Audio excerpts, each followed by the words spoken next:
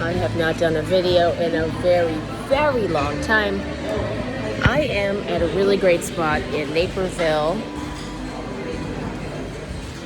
I'm actually working on an email. For those of you, if you're a subscriber to my email list, if you're not, go to morganbarkis.com and get on the email list immediately, because I did this video that I love. It made me laugh when I was done with it. I was like, yes, that was good. It's called Bounce Back Quick, 5 confidence boosters after the breakup. Anyway, I noticed that I don't feel as motivated to do videos until the weather gets nice again. I'm just a different human when the weather is nice. Like now it's finally warm outside. You can walk around without a jacket on. Yes, I got a new tattoo. It's still wrapped. The wrapping comes off tomorrow. Anyway, peony and 2 butterflies.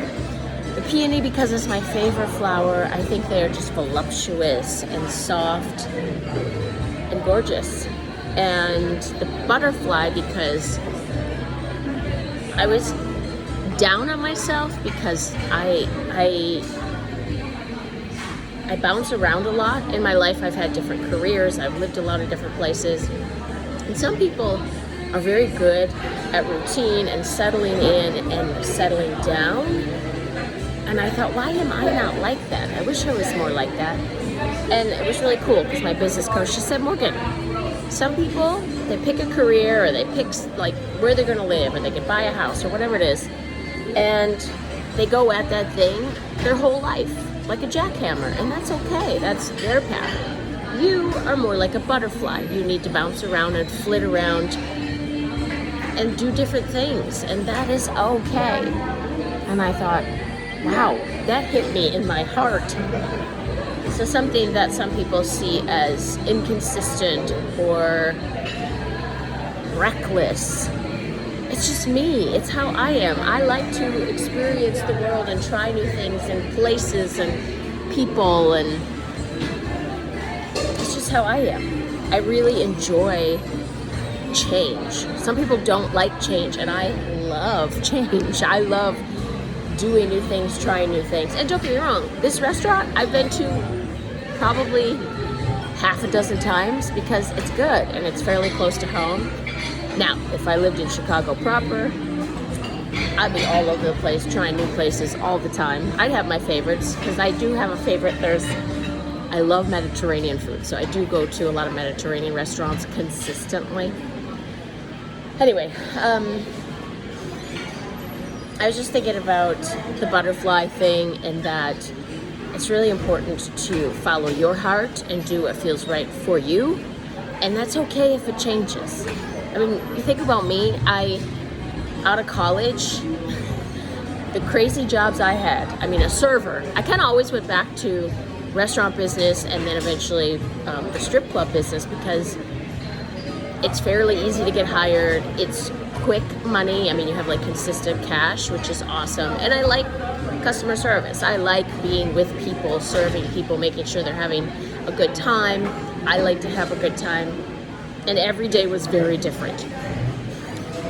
And then I went to graduate school first I got into law school. That wasn't my jam. Then I got into the school of social work. That wasn't my jam. I got into the PsyD program. That wasn't my jam. And then I finally got my master's degree in marriage and family therapy, which I loved. My education was awesome. Was a therapist for a while, decided that wasn't my jam. Moved from Minneapolis to the Miami, Florida area. Not on a whim, but it was like, I don't like my job and I'm ready to move. No more winters for me. So I just packed up and left. And I got into fitness, and then I got into fitness training, like the sales side of it. Then I ended up getting into sales and corporate sales, outside corporate sales, and I enjoy it. I like it, and I always go back to serving women. Like when I was a dance and fitness coach, and then now my own business, my own coaching business, and it's just like, it's okay. It's okay to bounce around.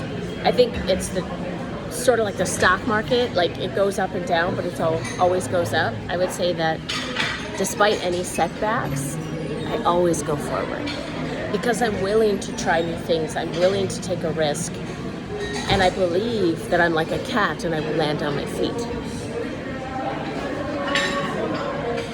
If any of this resonates with you, think about that for your own life. What are you wanting to try?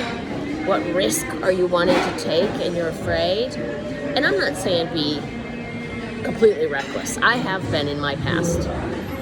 So I was actually going to move to Spain. So one of the things, I did a video series that I ended up deleting recently because I got accepted into a program in Spain to teach English. And I was super excited about it. And I was like, oh my God. Like when I found out it was like a full body, oh my God, I'm going to Spain. I was crying. I called the guy that wrote the recommendation letter for me. A buddy of mine that I used to travel with for work, call him my work husband. Shout out, Greg. Love you, buddy. And then all of a sudden, something didn't feel right. And I have a good girlfriend of mine who just really said, Morgan, if you don't do this, then something is missing in your life. Something made you want to make this change. So you need to figure out what it is in your current life that needs to change. There was a reason you wanted to go to Spain. And I had to really look at myself and go, I do like to change. I like to take chances. I like to mix up the routine. Once something starts to feel too routine, I want to do something drastic to change it.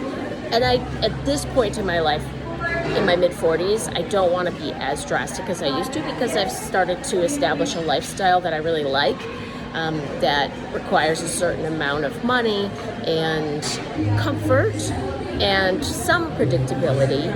I like that, and I still need those dopamine hits of newness, new experiences, new people, new food, a new place to live. I think I've never purchased a home because I can't imagine being stuck in a place, and I don't like that. So I actually have decided to move. And so I'm leaving the suburbs of Chicago closer into Chicago. I need more friction in my life. Do you know who Esther Perel is? She's an amazing marriage and family therapist. She's she lived in Jerusalem. I think she grew up in Belgium. But her family, she's from a Jewish family, Holocaust survivors. Her parents were Holocaust survivors. And she's just an amazing person and very observant of human behavior. Look her up. She wrote the book Mating in Captivity, and other books. She's great. She said something on a podcast recently that she was interviewed on Trevor Noah's podcast, and she said something about friction, that the way our society is going, we don't have as much friction anymore. Our food is delivered to the house, no contact. We don't go to laundromats. There's just not as many opportunities to run into people and have experiences, and that is what's missing from my life. I mean, I go out. I need to move. I need to travel more, and I need to move because I need that. I need that stimulation. I need that friction. I did go to the laundromat this last weekend because I wanted to wash my mattress pads. Not the kind of friction I'm looking for. Not exactly a great time. It's like you can't get out of the laundromat fast enough. But anyway, I think you get the idea of what I mean. So I would invite you to create more friction in your life where you're talking to people, meeting people, in elevators with people. And if you are a spirit, if your spirit is more like a butterfly like me, there is nothing wrong with you. You do you, because you are the only one that gets to live your life how you want to live. No one else has an opinion. Well, they can. You don't have to accept it. You don't have to listen to it. You don't have to take it personal. There's no blueprint in this lifetime. None. So you are making it up on the fly how you want to live your life and how you choose to live your life, as long as you are not hurting yourself or anyone else intentionally. Give her hell. Live your life. I'm going to order something to eat because the food is so good here. Okay, I'll talk to you soon.